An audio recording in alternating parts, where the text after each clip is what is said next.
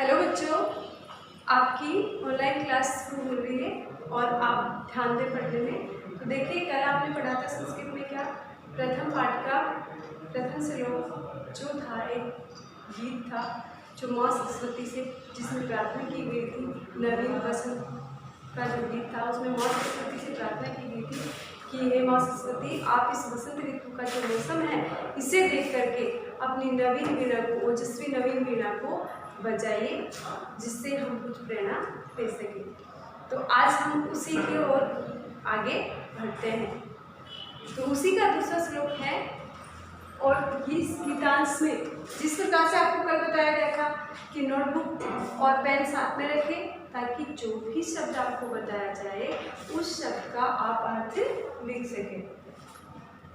हाजिर हो? तो देखिए आगे बढ़ते हैं।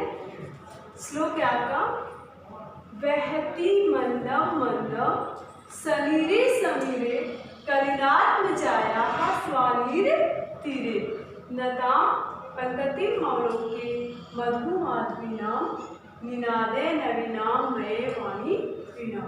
बच्चों देखिए, यह जो लाइन है वो कल जो आपको वीडियो भेजी थी उसमें फर्स्ट लाइन थी और यह बार बार रिपीट होगी जब तक आपका चैप्टर एंड नहीं हो जाएगा, तब तक यह लाइन आपकी रिपीट होगी।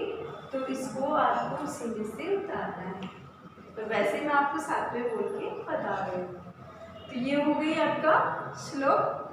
अब इस श्लोक में जिस प्रकार से आपने कल किया था क्या इंग्लिश शब्दार्थ नोट, वैसे ही आपको 1 बाय 1 करके एक एक शब्दार्थ नोट करना है। तो देखिए, सबसे पहले है बहती। बहती क्या होता है? बहती का अर्थ होता है बहना। तो ये यहाँ पे आया जिस प्रकार से हवा है, हवा चलती है, हम कहते हैं हवा चल रही है, तो हवा के लिए ही आया है यहाँ पे बहना। हवा बह रही है या हवा चल रही है, तो आप इसका क्या लिखोगे? बहना। मंदम, मंदम का क्या हो जाएगा? धीरे धीरे, धीरे धीरे हवा चलने वाली। तो इसका मंदम मंदम का क्या हो गया? आप धीरे धीरे। फिर सनीरे। देखिए, शब्द में भी आप समझ सकते हैं, नीर, नीर क्या होता है? पानी होता है, उससे जोड़ दिया तो जल से युक्त। क्या हो जाएगा इसका? जल से युक्त, जल में भी लिख सकते हो। फिर है समीरे। अब समीर क्या होती है? हवा होती है, जिसका क्या हो जाएगा? हवा में। बच्चों ध्यान दें, दोनों शब्द सेम से दिखते हैं, सनीरे समीरे, और लिखने में भी बोलने में भी थोड़ा सेम सा लग रहा है। तो आपको ध्यान रखना है कि कौन से शब्द का क्या अर्थ है। सनीरे तो होता है जल में और जल से युक्त, और समीरे होता है हवा में। नेक्स्ट आगे देखिए, कलिनात्म जाया। जब इसका संधि विच्छेद करेंगे तो कलिनात्म जाया ये अलग हो जाएगा। ये जो स दिख रहा है आपको, इसका विसर्ग बन जाएगा। इसका क्या बन जाएगा? इस स का विसर्ग बन जाएगा। तो कलिनात्म जाया, और इसका अर्थ हो जाएगा गंगा के, क्या हो जाएगा? सॉरी, यमुना के। क्या होगा? यमुना के। और स्वानीर तीरे, तो तीरे का अर्थ होता है क्या? किनारे पर। और स्वानीर का हो जाएगा बैल की लताओं से। जिस प्रकार से हमारे बेल होती है, कोई भी बेल होती है, वैसे ही बैल की भी एक बेल होती है, बेल को लता बोलते हैं। तो बैल की लताओं से युक्त किनारे पर। क्या हो जाएगा इसका अर्थ लिखने का? बैल की लताओं से युक्त किनारे पर। लिख लिया। आगे शब्दार्थ देखते हैं। नताम। नताम क्या होता है? झुकना। नताम का अर्थ होता है झुकी हुई। देखिए, किसी भी हल्की चीज पे यदि कोई भारी चीज जाती है तो उसका झुकाव नीचे आ जाता है।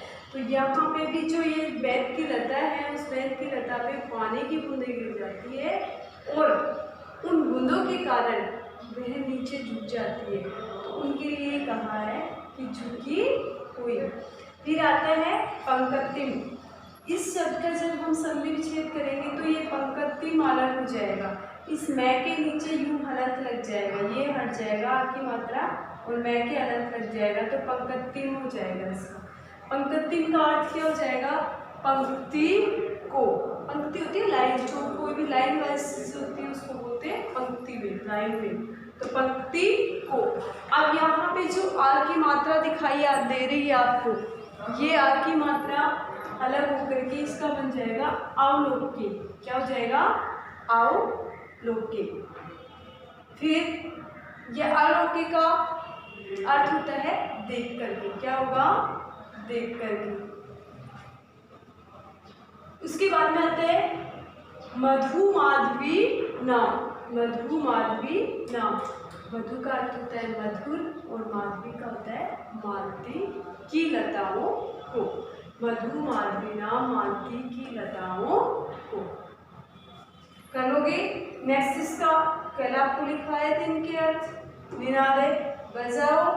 नवीनाम, नवीन वीणा को, और वाणी, वाणी का सहज सरस्वती, और वीणा, वीणा को। ये तो हो गए आपके शब्दार्थ। अब उसके बाद में हम बढ़ते हैं हम किसकी ओर? हिंदी अनुवाद की ओर। तो देखिए, जैसा आपको कल बताया था कि जब हिंदी करते हैं श्लोक की, तो श्लोक आगे पीछे होता है और उसको यथाक्रम से बना करके हम हिंदी करते हैं, और उस यथाक्रम को कहते हैं क्या? अन्वय। तो यहाँ हमने इसका अन्वय कर रखा है। वही वर्ड है जो ऊपर है, वही वर्ड यहाँ पे है, अन्वय किया हुआ। अब इस अन्वय से हम इसकी हिंदी करते हैं। तो हिंदी करने से पहले आपको बताना होगा कि इसमें क्या बता रहा है, मतलब कवि क्या कहना चाह रहा है। तो आप एक लाइन इसमें जोड़ोगे। क्या जोड़ोगे? प्रस्तुत गीतांश में क्या लिखोगे? प्रस्तुत गीतांश में कवि प्रार्थना करता हुआ कहता है कि यमुना नदी के किनारे बेंत की लताओं से युक्त या झुकी हुई लताओं की पंक्ति को देख करके हे माँ सरस्वती, आप अपनी नवीन वीणा को बजाएं। क्या लिखोगे बच्चों? प्रस्तुत गीतांश में कवि ने प्रार्थना करते हुए कहा है, हे सरस्वती माँ, मधुर मालती लताओं को झुकी हुई देख करके आप अपनी नवीन वीणा को बजाइए। और उसी में जस्ट आगे जोड़ देना है आपको। क्या? यहाँ से कलिनाथ में जाया, यानी यमुना नदी के स्वानीर तीरे बेंत की लताओं से युक्त किनारे पर सलीले जल से युक्त धीरे धीरे हवा बह रही है या चल रही है, अर्थात जल से युक्त ठंडी हवा चल रही है। जिस हवा में पानी होता है, जिस प्रकार से बारिश हो जाती है, बारिश होकर के रुक जाती है, उसके बाद में जस्ट हवा चलती है, तो वो क्या होती है? बहुत ठंडी चलती है। तो उस हवा को हम कह सकते हैं कि जल से युक्त ठंडी हवा बह रही है। तो वही है ये कि यमुना नदी के किनारे बेंत की लताओं से युक्त किनारे पर जल से युक्त धीरे धीरे हवा बह रही है, और उस हवा में मधुर मालती लताओं को झुकी हुई, मधुर मालती लताओं की पंक्ति को झुकी हुई देख करके हे सरस्वती माँ, आप भी अपनी नवीन वीणा को बजाओ। तो इस प्रकार से बच्चों इसकी हिंदी करके कैसे करोगे? एक बार फिर से आपको हिंदी रिपीट करवा दी जा रही है। प्रस्तुत गीतांश में कवि ने माँ सरस्वती से प्रार्थना करते हुए कहा है कि हे सरस्वती माँ, मधुर मालती लताओं को झुकी हुई देख करके आप भी अपनी नवीन वीणा को बजाइए।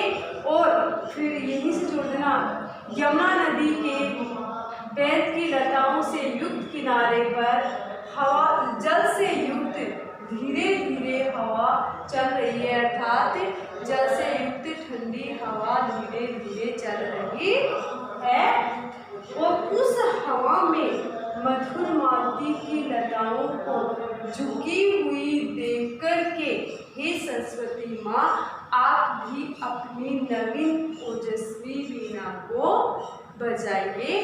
ओके बच्चों, आज के लिए इतना काफी।